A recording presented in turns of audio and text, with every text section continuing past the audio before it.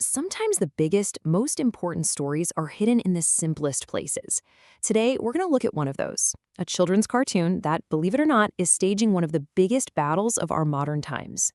So get this, the title of this Pashto cartoon is literally Rickshaw and Leg Battle.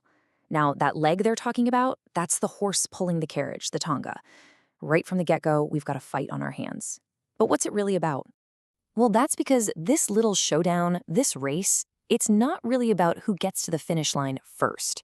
No, it's a huge metaphor for that push and pull between tradition and modernity that you see happening pretty much everywhere on the planet. All right, so let's really dive into this animated duel, shall we?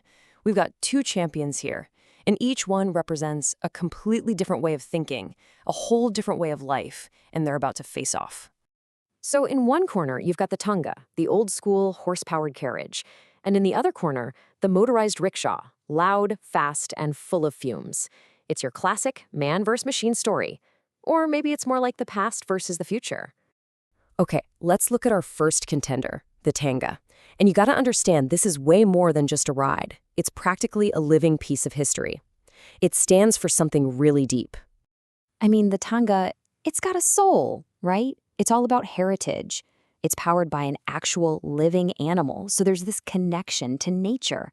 The whole pace is slower, more thoughtful. It's the old way of doing things, a link to the past. And then, its opponent rolls onto the scene.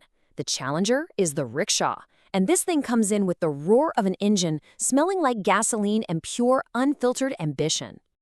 Yeah, the rickshaw is the total opposite. It's all about one thing, progress. It's the power of the machine, promising to get you there faster, more efficiently.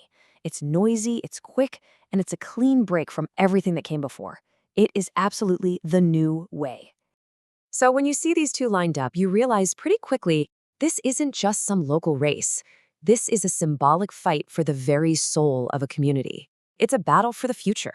And, in any good battle, there's got to be a villain, right? And get this, right there in the cartoon's transcript, this word pops up. Badmosh. It's Pashto, and it means something like villain or rascal.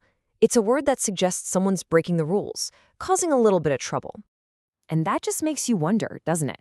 In this whole story about progress, who's the real badmosh here? Is it the noisy, disruptive rickshaw for shaking things up and pushing out the old ways? Or is it the Tanga for stubbornly standing in the way of what some people would call progress? The cartoon, well, it doesn't really tell you. And maybe that's the whole point. See, the magic of this little cartoon isn't about telling us who wins. Its real power is in the question it leaves hanging there, a question that, honestly, all of us have to deal with. When you boil it all down, it's about this one massive choice we all face. On one side, you've got tradition. That's the comfort of what you already know. It's your identity. It's what we are. And on the other side, there's modernity, that exciting, maybe a little scary promise of something new. It's all about what we could become. So that really leaves us with this one final question to think about. As our own world just keeps getting faster, pushed along by its own versions of the rickshaw, what exactly are we gaining? And maybe the bigger question is, what really valuable parts of us, our heritage, our tradinga, are we choosing to leave behind in the dust?